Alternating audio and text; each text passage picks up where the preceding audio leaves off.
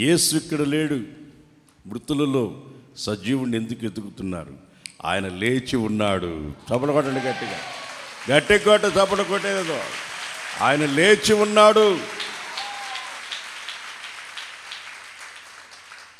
ప్రియమైన దేవుని బిడ్డలారా,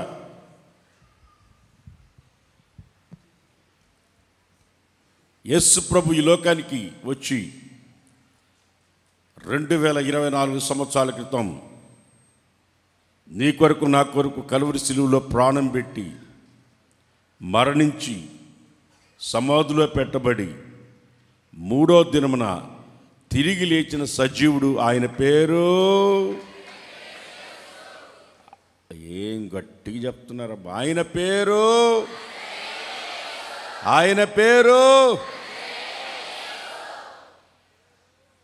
అప్పటి వరకు సచ్చినోడు ఎక్కడికి పోతాడు? ఒక్కొక్కడు ఒక్కొక్క రకంగా చెప్పేవాళ్ళు. సచ్చినోడు కుక్క పుడతాడు, గాడిదే పుడతాడు, దున్నపోతే పుడతాడు, పందిలాగా పుడతాడు, రకరకాలుగా అవతారాలు ఎత్తుతారని రకరకాల కథలు చెప్పినారు మనకు. సచ్చినోడు ఏమవుతాడు అని ఈరోజుకి చాలామంది సచ్చినోడు సచ్చి అవతారాలు ఎత్తుతారని చెప్తూ ఉండేవాళ్ళు. అయితే ప్రభువైన యేసుక్రీస్తు ఈ లోకానికి వచ్చి ఆయన కలువరి శిలువలో ప్రాణం పెట్టి మరణించి తిరిగి లేచి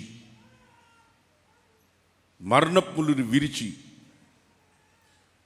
మరణ భయాన్ని మనకు తొలగించాడు. హెబ్రీ పత్రిక 2వ అధ్యాయం 14 వచనం చదువుకుందాం. హెబ్రీ పత్రిక 2వ అధ్యాయము 14వ వచనం చదువుకుందాం. కాబట్టి ఆ పిల్లలు రక్తమాంసములు గలవారైనందున ఆ ప్రకారమే మరణము యొక్క బలము గలవానిని అనగా అపవాదిని మరణము ద్వారానే నశింపజేయుటకు జీవితకాలమంతా మరణ భయము చేత దాసులైన వారిని విడిపించుటకు ఆయన కూడా రక్తమాంసములలో పాలివాడాయను. ఆయన ఈ లోకానికి మరణ దాస్యములో ఉన్న వారిని విడిపించడానికి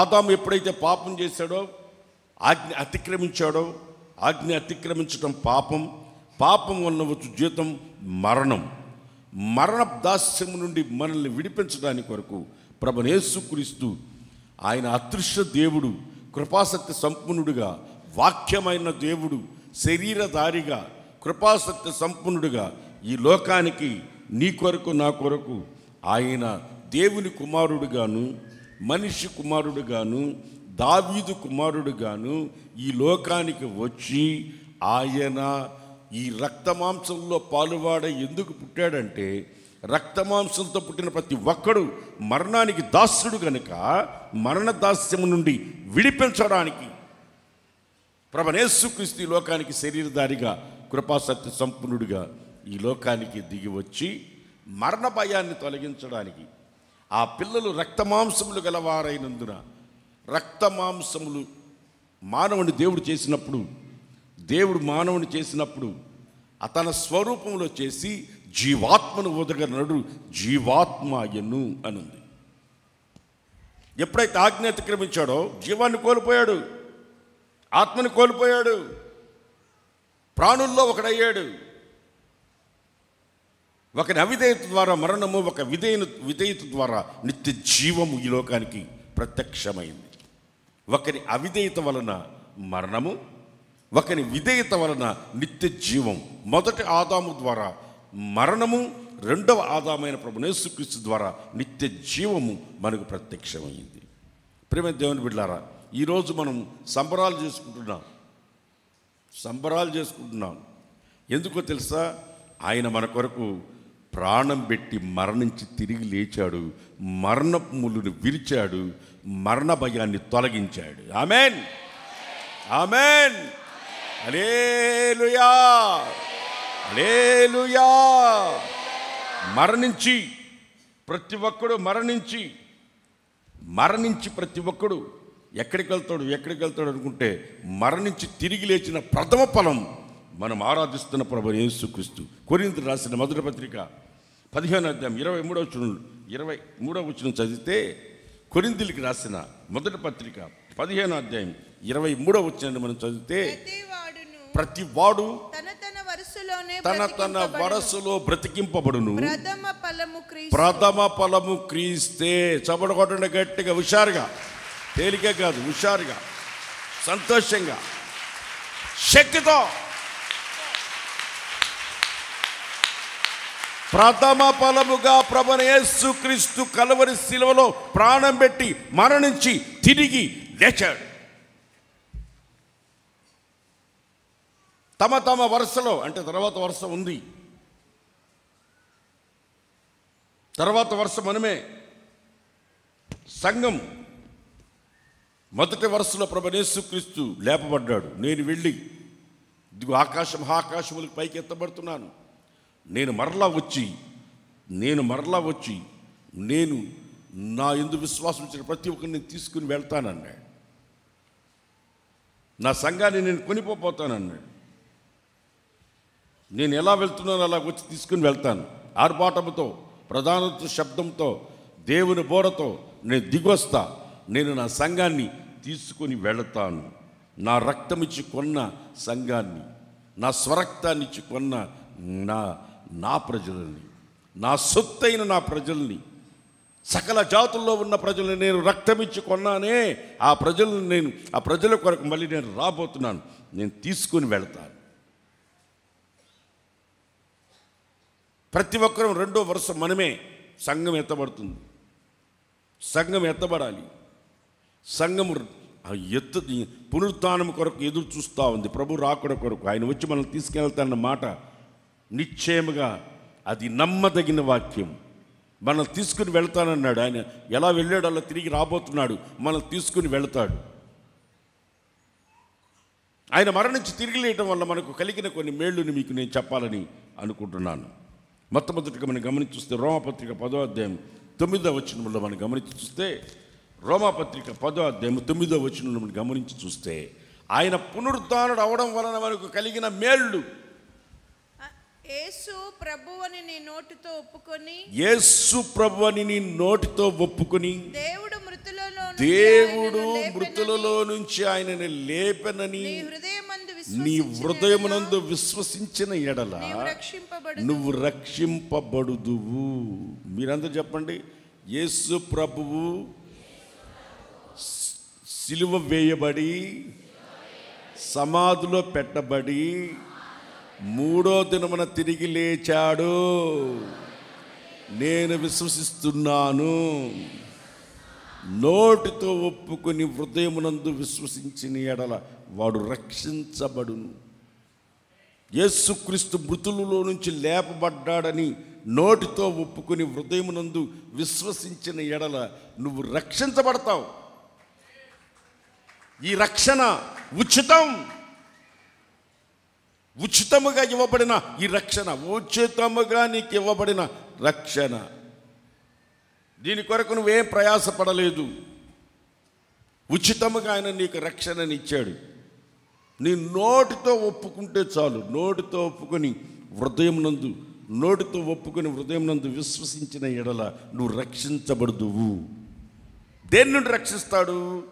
నీ ఆత్మని నరకములోనికి వెళ్లకుండా రక్షించగలిగిన ఒకే ఒక నామం. చెప్పండి, ఒకే ఒక నామం. ఆ స్మరణ చేయాలి మీరు. ఒకే ఒక నామం. ఆయన మృతులలో నుంచి లేపబడ్డాడు. నువ్వు నోటితో ఒప్పుకుంటే నువ్వు రక్షించబడిపోతావు. నోటితో ఒప్పుకుంటే రక్షించబడిపోతావా? రక్షించబడతావు. నువ్వు ఒక రాజ్యముతో నువ్వు వస్తావని నోటితో ఒప్పుకున్న వ్యక్తినే రక్షిస్తే, ఆయన మరణించి తిరిగి లేస్తాడని ఆ దొంగ ఒప్పుకున్నాడు. నువ్వు ఒక రాజ్యముతో వస్తావు. నీ రాజ్యములో నన్ను జ్ఞాపకం చేసుకొని నోటితో అన్నాడు. అతను కలువరి సిలువలో సిలువ వేయబడి పక్కన దొంగ రక్షించబడ్డాడే. రక్షణలు రకరకాలుగా ఉన్నాయి. ఒకటి నోటితో ఒప్పుకుంటే చాలు. నోటితో ఒప్పుకుంటే చాలు. నువ్వు నోటితో ఒప్పుకుంటే చాలు. యేసు ప్రభు మృతుల్లోంచి లేపబడ్డాడని నువ్వు ఒప్పుకుంటే, ఆయన నీతిమంతుడని నీ నోటితో ఒప్పుకుంటే, ఆయన పరిశుద్ధుడని నువ్వు నోటితో ఒప్పుకుంటే, ఆయన మరణించి తిరిగి లేచిన సజీవుడని నువ్వు నోటితో ఒప్పుకుంటే నువ్వు రక్షించబడతావు. దానికి నువ్వు బాప్తిసం పొందాల్సిన అవసరంలే. నువ్వు నోటితో ఒప్పుకుంటే చాలు, రక్షించబడిపోతావు. సెకండ్, నమ్మి బాప్తిసం పొందినవాడు రక్షించబడును, నమ్మని వానికి శిక్ష విధించబడును. నమ్మి బాప్తిసం పొందినవాడు రక్షింపబడును, నమ్మని వానికి శిక్ష విధించబడును. నమ్మితే, నువ్వు బాప్తిసం పొందితే రక్షించబడతావు. ఇది రెండో ఆరాధన అయిన తర్వాత మరలా బాప్తిసం ఇస్తున్నా. ఈ సంవత్సరం స్టార్ట్ అయ్యి ఇప్పటికే 121 మంది బాప్తిసం పొందారు. నిన్నటితో 21 121 మంది బాప్తిసం పొందారు నిన్నటితో. ఈ సంవత్సరం స్టార్ట్ అయ్యి 121 మంది బాప్తిసం పొందారు ఇప్పటికే. ఈ రెండో ఆరాధన తర్వాత మళ్ళీ బాప్తిసం ఇస్తా. అర్థమైందే? రేపటి దినాన 1వ తారీఖు మీకు శుభవార్త. రేపు సాయంత్రం 6 గంటలకు పెడుతున్నాను. 6 గంటల నుంచి 9 గంటల వరకు అన్ని చర్చిలకి అనౌన్స్మెంట్ ఇచ్చినావా? మన బ్రాంచ్లన్నిటికీ అనౌన్స్మెంట్ ఇచ్చారు. సాయంత్రం, రేపు ఉదయం కాదు. మీరు ఇప్పుడు దాకుండా మళ్ళీ రేపు ఉదయం మళ్ళీ సాయంత్రం దాకా ఎందుకుంటారు? రేపు సాయంత్రం, ఎండాకాలం వచ్చింది కదా, అందుకని నేను చెప్పేంతవరకు సాయంత్రం పూటే ఉంటుంది. ఇక 1వ తారీఖు గుర్తుపెట్టుకోండి. రేపు సాయంత్రం 6 o'clock స్టార్ట్ అవుతుంది. మారు మనసు పొంది బాప్తిసం పొందితే రక్షించబడతావు. నువ్వు యేసు ప్రభువును ఒప్పుకొని పరిశుద్ధాత్మతో పొందితే నువ్వు రక్షించబడతావు. పరిశుద్ధాత్మను పొందుకుంటే నువ్వు రక్షించబడతావు. ఆత్మ లేనివాడు నా వాడు కాదు. ఆత్మ లేనివాడు నా వాడు కాదు. ఆత్మ పొందిన, పరిశుద్ధాత్మను పొందిన వాడు దేవుని బిడ్డలు, రక్షించబడతావు. నువ్వు రక్షించబడిన ఈ అనుభవాన్ని కడ వరకు, నీ రక్షణను కడ శ్వాస వరకు కాపాడుకుంటే నువ్వు రక్షించబడతావు. నువ్వు మారుమనసు నోటితో ఒప్పుకొని ఉండొచ్చు, బాప్తిసం పొంది ఉండొచ్చు, పరిశుద్ధాత్మను పొంది ఉండొచ్చు, నువ్వు రక్షణను పోగొట్టుకోవచ్చు. ఆ పెళ్లి విందులో వస్త్రాలు అందరికి ఇచ్చాడు. లోపలికి వచ్చినాడు రక్షణ వస్త్రాలు ఇచ్చాడు. ఆ వస్త్రాలు అంటే రక్షణ వస్త్రాలు. పెళ్లి విందులోనికి వచ్చాడు. దారిని పోయే వాళ్ళందరినీ తీసుకొచ్చాడు. ప్రకటించినోడు ఎవడు రాలేదు, పిలుపుకున్నాడు ఒకడు రాలేదు. అదిగో ఆ పూట కూడా వాళ్ళు ఉంటారే, రోజు పని చేసుకునే వాళ్ళు ఉంటారే, వాళ్ళని తీసుకురా అన్నాడు. వాళ్ళని తీసుకుని వస్తే వాళ్ళందరికీ ఇచ్చినాడు. లోపలికి వచ్చినారు. లోపలికి కూడా వచ్చాడు, వస్త్రాలు పోగొట్టుకున్నాడు. మారుమనసు పొంది, బాప్తిసం పొంది, పరిశుద్ధాత్మను పొంది కూడా దాన్ని పోగొట్టుకోవచ్చు. క్రొత్త మనసునిచ్చిన సౌలు, పరిశుద్ధాత్మను పొందుకున్న సౌలు ఆత్మను పోగొట్టుకోలేదా? ఆత్మను పోగొట్టుకోలేదా? పొందుకుంటే సరిపోదు, పోగొట్టుకోకుండా కాపాడుకోవాలి. దాన్ని కాపాడుకోవాలి, పోగొట్టుకోకూడదు. పోయిందన్న సంగతి కొంతమందికి ఇంకా తెలియలే. దావీదు కనిపెట్టాడు. పోయిందని గుర్తుపెట్టి, అయ్యా నాకు ఈయనైనా నన్ను హిమం కంటే పరిశుద్ధంగా కడుగు, నన్ను పరిశుద్ధపరచు, నీ పరిశుద్ధాత్మతో నింపు, నీ సన్నిధిని నన్ను దూరం చేయకు అని పశ్చాత్తాపడ్డాడు దావీదు. ఆ పరిశుద్ధాత్మను పోగొట్టుకున్నావంటే నువ్వు రక్షణ అనుభవం పోగొట్టుకుంటావు.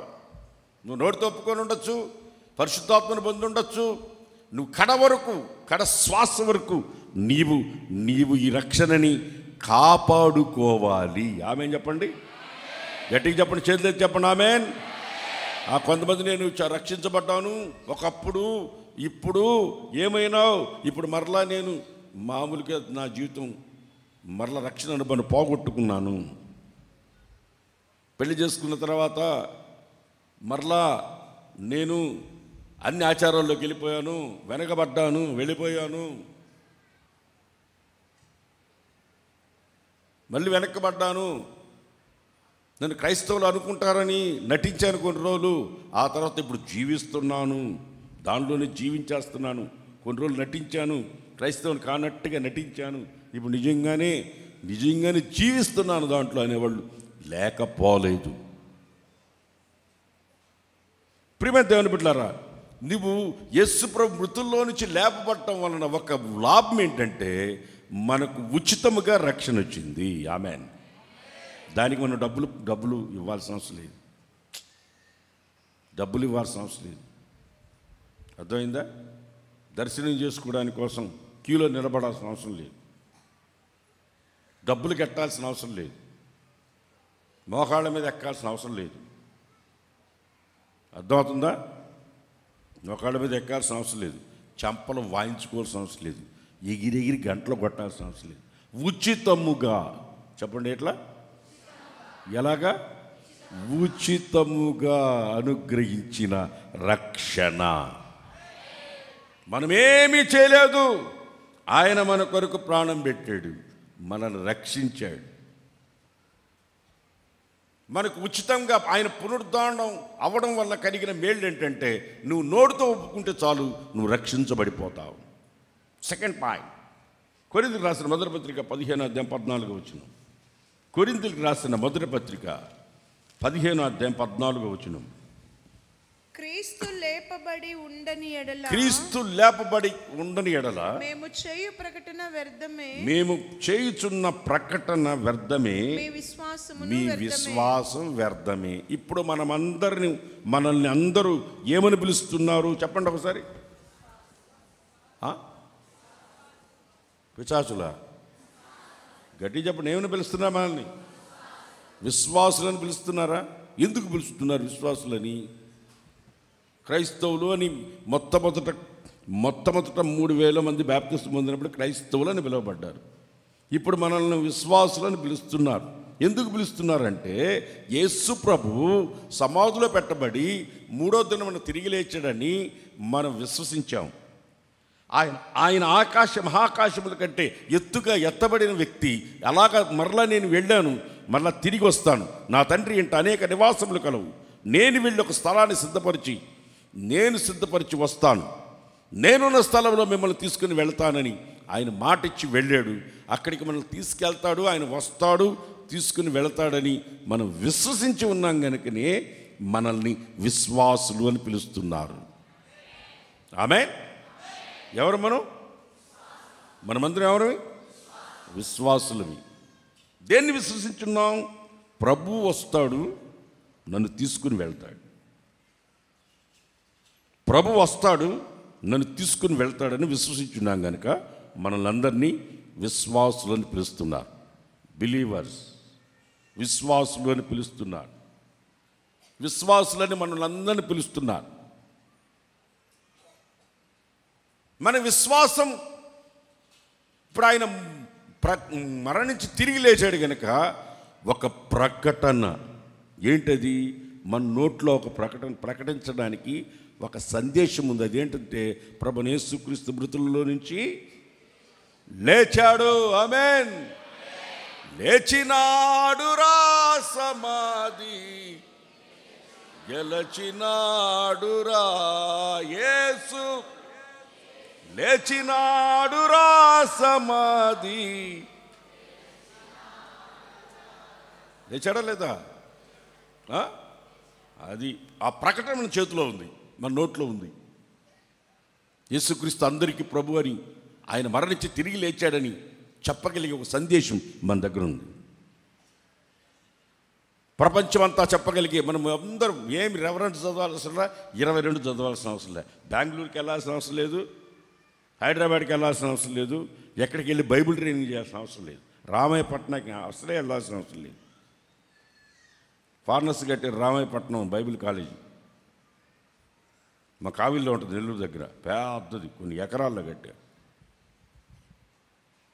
ఎక్కడికి వెళ్ళాల్సిన అవసరం లేదు, దానికి ట్రైనింగ్ అవసరం లేదు. ఒకటే మాట మన నోట్లో ఉండాల్సింది ఒకటి తెలుసు.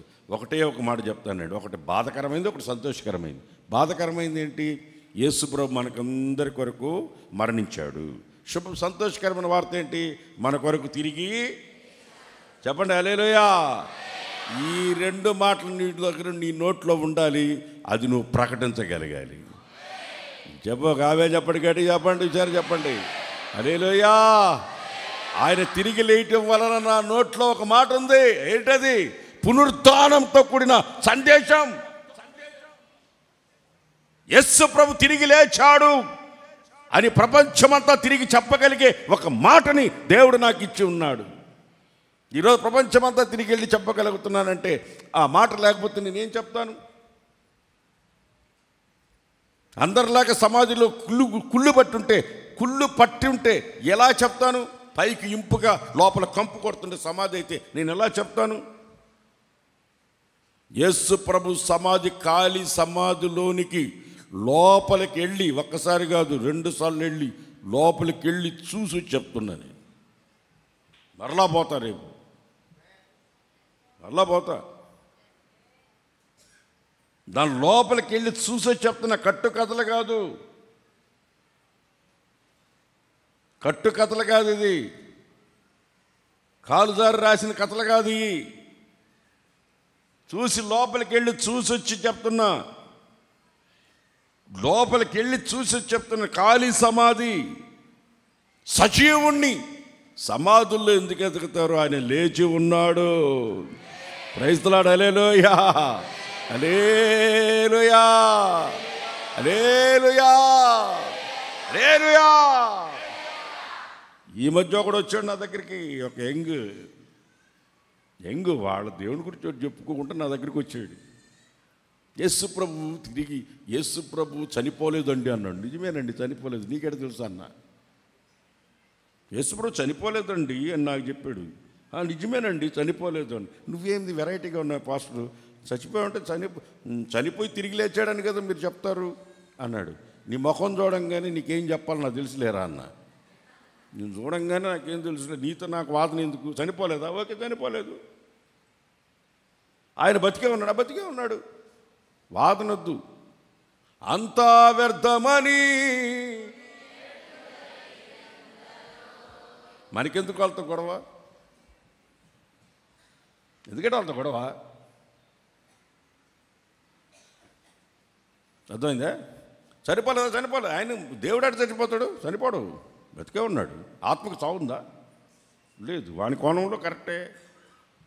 ఏనుగు తోక పట్టుకున్నాడు, తోక చాంతాడులాగా ఉందన్నాడు. నిజమే, చాంతాడులాగే ఉంది, పోరా అన్న. ఎవరితో మనకు గొడవలొద్దు. మన నోట్లో ఒక స్వరం, ఒక ప్రకటన ఉంది. యేసు ప్రభు తిరిగి లేచాడు, మరణించి సమాధిలో పెట్టబడి రోమా ప్రభుత్వం వారు దానికి ముద్ర వేసి కావిలి ఉంచగా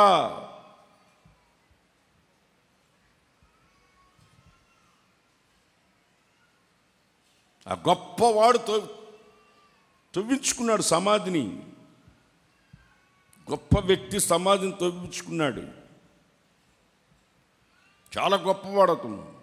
లేఖనాల్లో ఉన్నట్లుగా ఒక గొప్పవాని సమాధిలో ఆయన పాతి పెట్టబడతాడని రాసిన లేఖన సారాంశం ప్రకారం ఆయన సమాధిలో, గొప్పవాని సమాధిలో అప్పటికి ఎవరిని దాంట్లో పాతి పెట్టని సమాధిలో పాతి పెట్టబడతాడు. ఎందుకు ముందుగా తవ్వించుకుంటారంటే అది రాతి ప్లేస్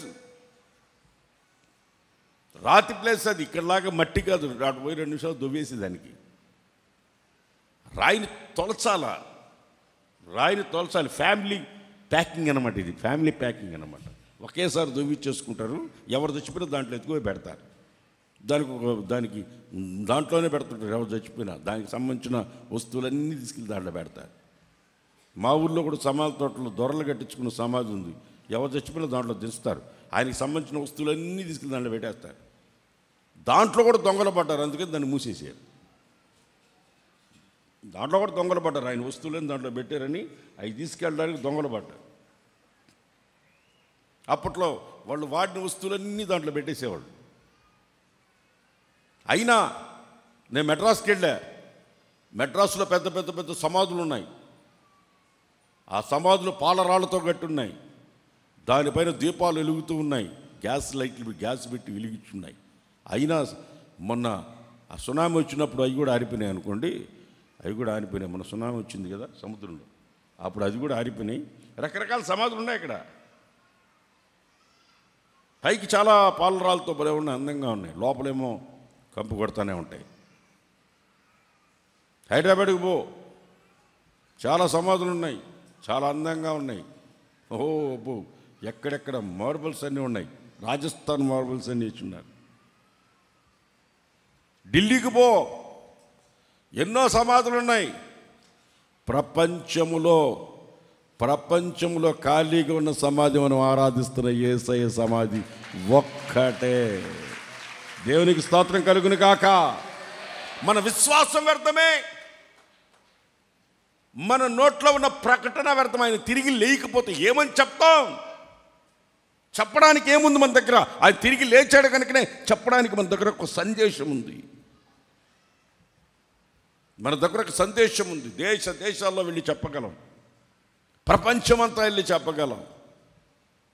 చెప్పడానికి ఏం సందేశం ఉంది?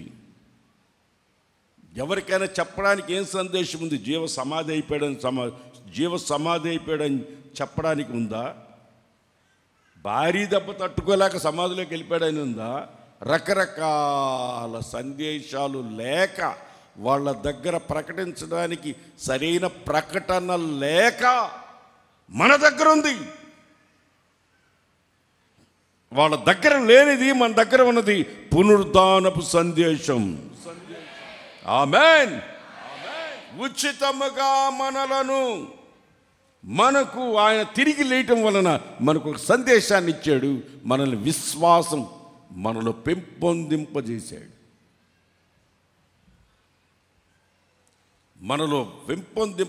ఆయన మరణించి తిరిగి లేచి కనబడ్డాడు కనుకనే తోమా అన్నాడు, నేను చూస్తేనే నమ్ముతాను, ఏలు పెట్టి చూడాలన్నాడు. చూడన్నాడు, ఏలు పెట్టి చూసాడు కనుకనే ఆ తోమా మన ఇండియాకి వచ్చాడు కనుకనే మనోళ్ళు కూడా ఏలు పెట్టి చూస్తే కానీ నమ్మరు. మన ఇండియాలో ఉన్న వాళ్ళందరూ ఏలు పెట్టి చూస్తేనే నమ్ముతారు. అది చూచి నమ్మిన వాని కంటే చూడక నమ్మిన వాడు ధన్యుడు. చప్పడకొట్టండి గట్టిగా. మూడో పాయింట్ రోమాపత్రిక 4వ అధ్యాయము 25వ వచనం. రోమాపత్రిక 4వ అధ్యాయం 25వ వచనం. ఆయన పునరుద్ధానం అవడం వల్ల మనకు కలిగిన లాభం ఏమిటి? ఆయన మన అపరాధముల నిమిత్తము అప్పగింపబడి మనము నీతిమంతులుగా ఉండుటకై తీర్చబడుటకై ఆయన లేపబడెను. చబడగొట్ట గట్టిగా.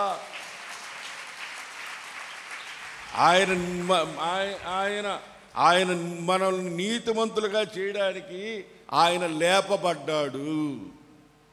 ఇప్పుడు మనం అందరం ఎవరమి? డౌట్ లేకుండా చెప్పండి. కొంతమంది డౌట్గా చెప్తున్నాను, నేను నీతిమంతురాలనే, నేను నీతిమంతుడు లేడు ఒక్కడు లేడని బైబిల్లో ఉంది కదా. నీతిమంతుడు లేడు ఒక్కడు లేడు. లేదు. దేవుడు మరణించి తిరిగి లేయటం వలన మనల్ని నీతిమంతులుగా చేసేసాడు. అంతే, చేసేసాడు నీతిమంతులని మనల్ని. మనమంతా ఎవరమి? ఎవరు చెప్పండి? పక్కన వాళ్ళు చెప్పండి. నీతిమంతురాలు నువ్వు అని చెప్పండి. నీతిమంతుడు. మనమంతా ఎవరమి? ఎలాగా? ఉచితముగా యేసు ప్రభు తిరిగి లేయటం వలన మనము నీతిమంతులుగా తీర్చబడిపోయాము. చెప్పగట్టిగా లేలే చెప్పు. ఆమేన్. ఎవరు మనం? రోజులు పోయినాయి. పాపిని పాడుకునే పాటలు పాడుకునే రోజులు పోయినాయి. ఇప్పుడు మనం ఏం పాటలు పాడాలా? నీతిమంతులు మని పాడాలా. ఆమేన్. ఎవరైనా మనల్ని పాపాత్తున్నట్టు నమ్మకూడదు, వినకూడదు. ఎవడరా పాపి? నువ్వు పాపి, మీ నాయన పాపి, మీ తాత పాపి అని చెప్పాలి. ఒరే పాపారావు, వాడి పేరే పాపారావు. ఒరే పాపి, ఒరే పాపారావు, నువ్వు పాపారావు, మీ తాత, మీ అమ్మ, మీ నాయన, మీరా పాపులు. మేమెందుకు పాపులు? మనం చెప్పాలి. ఎవరు మనం? నీతిమంతులు. ఈ నీతిమంతుని జోలికి వెళ్ళొద్దు అనేది వారి భార్య. మనం ఆరాధిస్తున్న దేవుడు ఎవరు? మనం ఎవరమే? నీతిమంతులు అంతే. ఆమేన్. ఎందుకు? ఆయన తిరిగి లేయడం వలన నీతిమంతులయ్యాం. ఆయన తిరిగి లేయడం వలన మనం నీతిమంతులమయ్యాము. మనం నీతిమంతులుగా చేసి పడేశాడు ఆయన తిరిగి లేయడం వలన. అంతే, మనమందరం నీతిమంతులమే. నీతిమంతులుగా చేసి పడేశాడు వాళ్ళని. నీతిమంతుల కుటుంబాలుగా మనల్ని మార్చేశాడు. ఎవరు మనం? గట్టిగా చెప్పండి, ఎవరు మనం? అంతే. ఆమేన్. హల్లెలూయా, హల్లెలూయా. నీతిమంతులు లేడు, ఒక్కళ్ళు లేడు. నీతిమంతులు లేడు, ఒక్కళ్ళు లేడు అని ఓల్డ్ టెస్టిమెంట్లో పాటలు కూడా పాడుకున్నారు. నీతిమంతులు లేడు, ఒక్కళ్ళు లేడని. ఈరోజు ఆయన కృపను బట్టి మనమందరము నీతిమంతులుగా తీర్చబడ్డాం ఆయన తిరిగి లేయడము వలన. ఆమేన్. హల్లెలూయా. పేతురు రాసిన మొదటి పత్రిక 1వ అధ్యాయం 4వ వచనం. పేతురు రాసిన మొదటి పత్రిక 1వ అధ్యాయం 4వ వచనం. మృతులలో నుండి యేసుక్రీస్తు తిరిగి లేచుట వలన, మృతులలో నుండి క్రీస్తు యేసు తిరిగి లేచుట వలన జీవముతో కూడిన నిరీక్షణ మనకు కలుగునట్లు, అనగా అక్షయమైనది నిర్మలమైనది వాడబారని స్వాస్థ్యం మనకు కలుగునట్లు ఆయన తన విశేష కనికరము చొప్పున మనలను మరలా జన్మింపజేసేను. చప్పట కొట్టండి గట్టిగా. ఇక్కడ నిరీక్షణ, వాడబారని నిర్మలమైన స్వాస్థ్యము అని ఎన్నో మాటలు ఇక్కడ. ఇది పెద్ద ప్రసంగం, ఇది చాలా పెద్ద ప్రసంగం. నిరీక్షణ, వాడబారని నిర్మలమైన స్వాస్థ్యము మనకు ఆయన తిరిగి లేయడం వలన మనకు ఒక నిరీక్షణ కలిగింది. నిరీక్షణ కలిగింది. ఎట్లా నిరీక్షణ మీకు అర్థమవుతాడు చెప్తానండి. ప్రతి నెల చెప్తా, ప్రతి సంవత్సరం చెప్తా, మళ్ళీ చెప్తా మీకు. అర్థమైందా? ఒక మిలిటరీ వాడు మిలిటరీకి వెళ్ళిపోయి 12 సంవత్సరాలు తిరిగి రాలే ఇంటికి. వాళ్ళ భార్య ఇక్కడే ఉంది, మా ఆయన వస్తాడని ఎదురు చూస్తూ ఉంది. ఒక ఉత్తరం వచ్చింది, పలానా 1వ తారీఖు నేను వస్తున్నాను, మిలిటరీ నుంచి వస్తున్నాను అనగానే ఉత్తరం చూడంగానే ఇంకేం కలిగిందంటే, ఉత్తరం చూడంగానే విశ్వాసం కలిగింది. ఏం కలిగింది? మా ఆయన ఉత్తరం రాశాడు, వస్తున్నాడు అని. ఎప్పటి వరకు నిరీక్షణ అంటే 1వ తారీఖు వరకు. 1వ తారీఖు వరకు నిరీక్షణ కలిగి ఉంది. 1వ తారీఖు ఎప్పుడు వస్తుందో లెక్క పెట్టుకుంటుంది. 1వ తారీఖు వచ్చింది.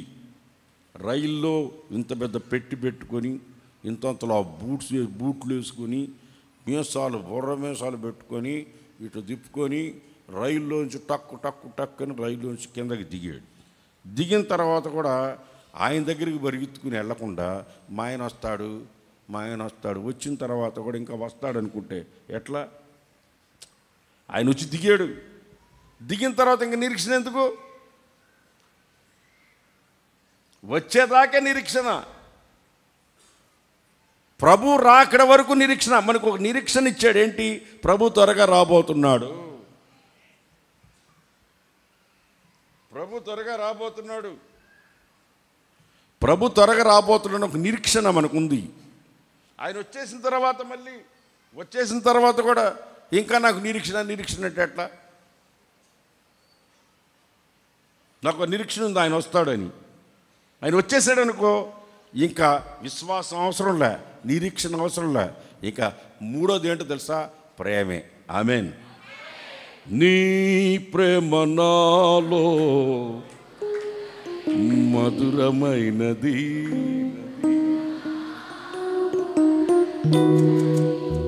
ప్రేమ శిఖరము. ఏం కోరుకుంటాడు? ఇక ఏం కోరుకుంటాడు ఇక మన దగ్గర? పరిశుద్ధంగా ఉండమని కోరుకుంటాడు. ఏం కోరుకుంటాడు ఇక మన దగ్గర? ఏమి కోరుకున్నావో ప్రేమ చూపినాపై. హల్లెలూయా, హల్లెలూయా. చేద్ద తెలలు చెప్పండి. హల్లెలూయా. బాబా పాడుకుంటా పోవడం ఇంకా. Praise the lord. హల్లెలూయా. మనకు వాడబారని నిర్మలమైన స్వాస్థ్యం నిత్యత్వంలో మన కొరకుంది. కొరింథీయులకు రాసిన పత్రికలో అంటాడు, చూడబాకండి, చెప్తానండి. క్షయమైపోయే శరీరం ఉందంటే అక్షయ శరీరం కూడా ఉంది. అర్థమైందా? ఒక విత్తనం భూమిలో వేసామంటే చచ్చిపోయి మొలకెత్తుతుంది. ఒక గోధుమ గింజ భూమిలో పడి చావకపోతే మొలకెత్తదే. ఇదిగో ఈ గోధుమ గింజ అనే ఈ శరీరం ఈ భూమి మీద చనిపోవాలా, మొలకెత్తాలా, నిత్య జీవాన్ని పొందాలా? ఆమేన్, హల్లెలూయా. ఈ శరీరం ఉంది, ఆ శరీరం కూడా ఉంది. విత్తనం భూమిలో పడి చచ్చిపోతే పెద్ద చెట్టు వస్తుంది. దానికి ఆ శరీరం ఉందా? చెట్టు అనే శరీరం దానికి ఒక రూపం ఉందా?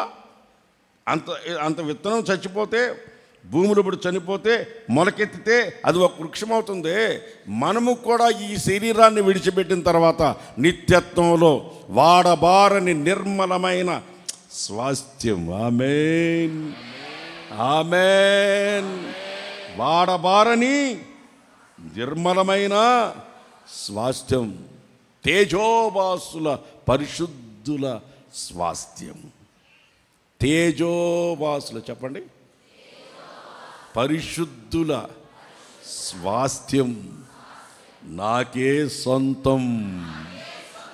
ఆమేన్, ఆమేన్. అది మన కొరకే రెడీ అవుతుంది మన కోసమే. హల్లెలూయా, హల్లెలూయా. చేత తెల్ల చెప్పండి, గట్టిగా చెప్పండి. దానికి ఎమ్మెల్యేలు కట్టాల్సిన అవసరంలా, ప్రధానమంత్రులు కట్టాల్సిన అవసరంలా. మన కొరకు దేవుడే కడుతున్నాడు. చేత తెల్ల చెప్పు, గట్టిగా చెప్పు, హుషారుగా చెప్పు, సంతోషంగా చెప్పు. హల్లెలూయా. ఆయన పునరుత్థానం అవడం వలన మనకు వాడబారని నిర్మలమైన ఒక స్వాస్థ్యాన్ని దేవుడు సిద్ధపరుస్తున్నాడు. ఆయన రాబోతున్నాడు. మనం తిరిగి వెళ్ళి దాన్ని అనుభవించబోతున్నాం. చప్పట్లు కొట్టండి. ఎబ్రీ పత్రిక 6వ అధ్యాయం 2వ వచనం. ఒక్క మాట చెప్పి ముగిచ్చేస్తాను. ఎబ్రీ పత్రిక 6వ అధ్యాయం 2వ వచనం. ఎబ్రీ పత్రిక. దేవుని యందలి విశ్వాసమును, దేవుని యందు విశ్వాసమును, బాప్తిస్మమును గూర్చిన బోధయు, బాప్తిస్మనే బోధయు, హస్త నిక్షేపణమును, మృతుల పునరుద్ధానమును, నిత్యమైన తీర్పును తీర్పు అనే ఒక పునాది. అందరు చెప్పండి, పునాది. అందరు చెప్పండి, పునాది మరలా వేయకంటే వేశాడు. ఎవరు వేశారు? యేసు ప్రభు మృతులలో నుంచి తిరిగి లేయడం వలన ఆయనే ముఖ్యమైన మూలరాయిగా, ఆయనే సియోనులో పరిశోధించబడిన రాయి, నిషేధించబడిన రాయి, తలకి మూలరాయిగా ఆయన మన కొరకు మూలరాయిగా వేయబడ్డాడు. ఒక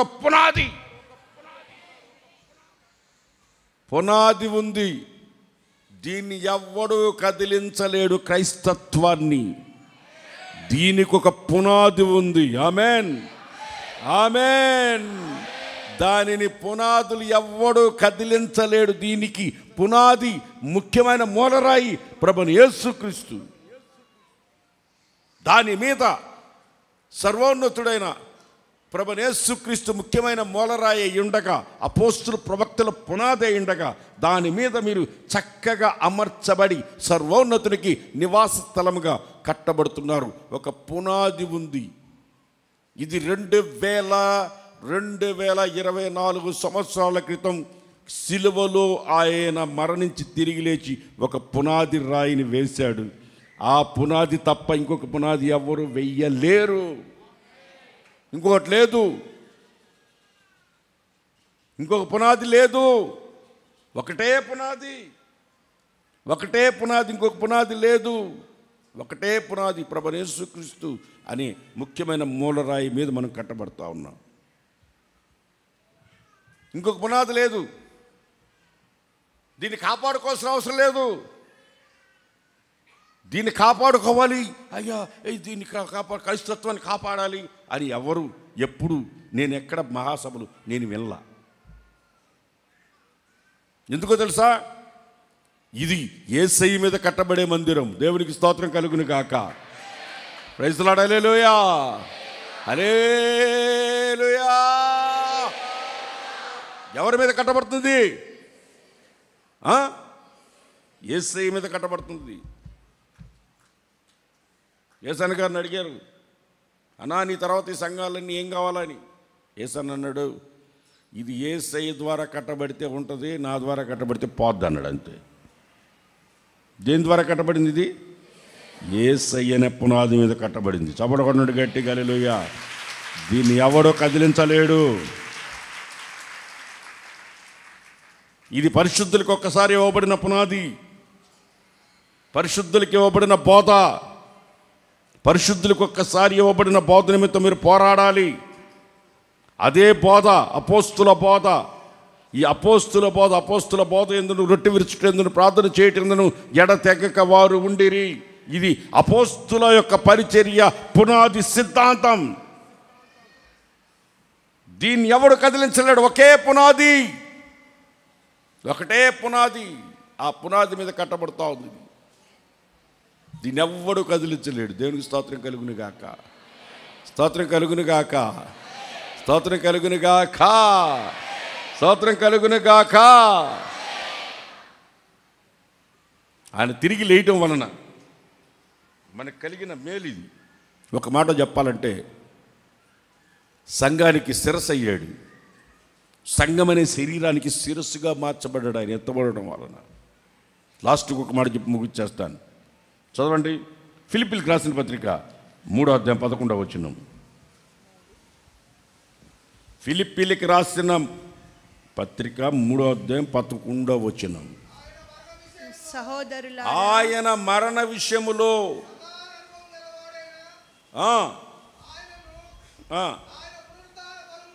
ఆయన పునరుద్ధాన బలమును ఎరుగు నిమిత్తము ఆయన శ్రమలలో పాలివాడగుట ఎట్టిదో ఎరుగు నిమిత్తము సమస్తమును నష్టపరుచుకొని వాటిని పెంటగా సమానంగా ఎంచుకొని వాటిని విడిచిపెట్టి, ఇక్కడ అపోస్తలుడైన పౌలు చెప్తున్నాడు. ఏమంటున్నాడంటే ఆయన పునరుద్ధానై తిరిగి లేచిన ఆ పునరుద్ధానపు శక్తిని నేను కూడా పొందుకోవాలి. చెప్పండి, ఆమె చెప్పండి. పునరుద్ధాన బలాన్ని పొందుకోవాలి నేను. అందుకనే నేను శ్రమ పడుతున్నాను. అందుకనే నాకు కలిగినవన్నీ పెంటతో సమానంగా ఎంచుకొని వాటిని విడిచిపెట్టాను. ఆ పునరుద్ధాన బలమును నేను కూడా పొందుకోవాలి. యేసయ్య ఆ పునరుద్ధాన బలమును నేను కూడా పొందుకోవాలి. ఆ పునరుద్ధాన బలం అంటే ఏంటో తెలుసా? ఆ పునరుద్ధాన బలం అంటే ఏంటో తెలుసా? యేసు ప్రభుని సిలువలో నుంచి సమాధిలో నుంచి లేపిన వాని యొక్క బలం ఏంటో తెలుసా? రోమపత్రిక 8వ అధ్యాయంలో ఒక మాట ఉంది. రోమపత్రిక 8వ అధ్యాయంలో క్రీస్తు యేసును లేపిన వాని, రోమపత్రిక 8వ అధ్యాయము 11వ వచనం.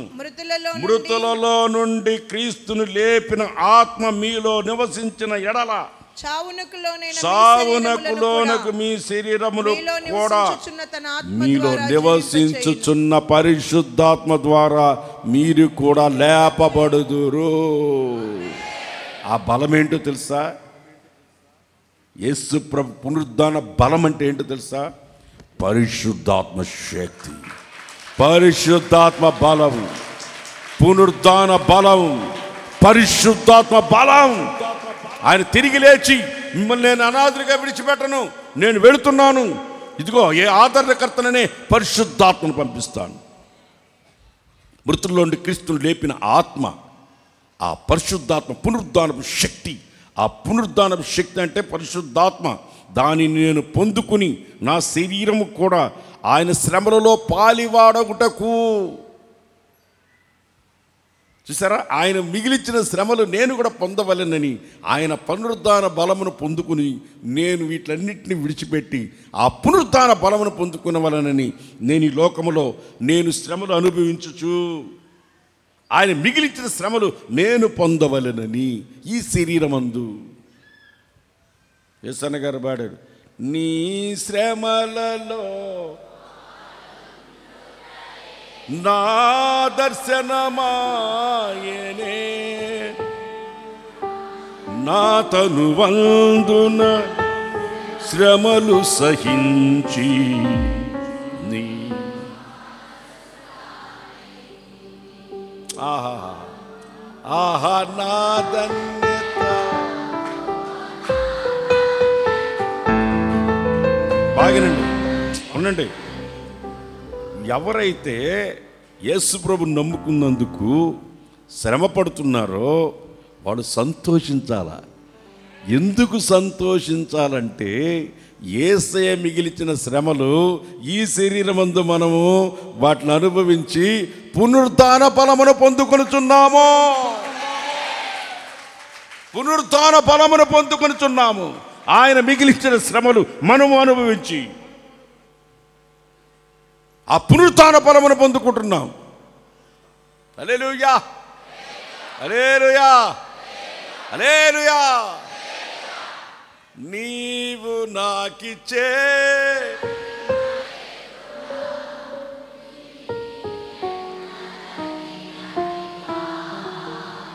కరెక్ట్ కార్డులోకి రండి, వర్చువల్ స్థితిలోకి రండి. ఇట్లా నా సార్ చూడండి, నాకు శ్రమలు వద్దు అన్నవాళ్ళు, నాకు శ్రమలు వద్దు. సేవలు ఎక్కువ వస్తుంది కీబోర్డ్. నాకు శ్రమలు వద్దు అన్న వాళ్ళందరూ హల్లెలూయా చెప్పండి. హల్లెలూయా.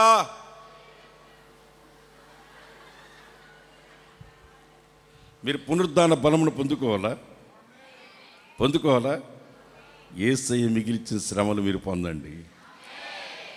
ఈ సంగమనుడి శరీరము సంపూర్ణ సిద్ధి పొందాలి. శ్రమల ద్వారా సంపూర్ణ సిద్ధి పొంది క్రీస్తు మిగిలిచిన శ్రమలు మనం అనుభవించడానికి కోసమే ఆయన మరణించి తిరిగి లేచిన ఆ పునరుద్ధాన శక్తిని మనకు, అది అపోస్తలుడైన పౌలు క్షుణ్ణంగా చెప్తున్నాడు. ఇంకోసారి దాన్ని క్షుణ్ణంగా చెప్తున్నాడు అపోస్తలుడైన పౌలు. ఏం చెప్తున్నాడు? మృతులలో నుండి ఇది కాదు ఇందాక చెప్పి ఫిలిప్పి 3:11 ఫిలిప్పి 3:11 దీన్ని చాలా జాగ్రత్తగా, ఏ విధము చేతనైనా మృతులలో నుండి నాకు పునరుత్థానము కలుగవలనని, ఆయన మరణ విషయంలో సహానుభవము గలవాడని, ఆయన మరణములో సమానమైన అనుభవం నేను కూడా కలిగిన వాడనై, ఆయనను ఆయన పునరుద్ధాన బలమును ఎరుగు నిమిత్తము ఆయన శ్రమలలో పాలివాడ అగుట ఎట్టిదో ఎరుగు నిమిత్తము సమస్తాన్ని విడిచిపెట్టా, వాటిలన్నిటినీ వదిలిపెట్టాను. ఆ శక్తిని పొందుకోవాలని, ఆ బలాన్ని పొందాలని, ఆ శ్రమను నేను కూడా భరించాలని, ఆ పునరుత్థాన బలమును పొందవాలని, ఆయన సమానమైన ఆ శ్రమను నేను కూడా భరించాలని, ఆ పునరుత్థాన బలాన్ని ఈ శరీరమందు నేను కూడా పొందుకోవాలని. ఆమేన్. గట్టిగా చెప్పండి ఆమేన్. గట్టిగా చెప్పండి ఆమేన్. హల్లెలూయా, హల్లెలూయా. పునరుద్ధాన బలం కావాలా? పొందుకుందామా?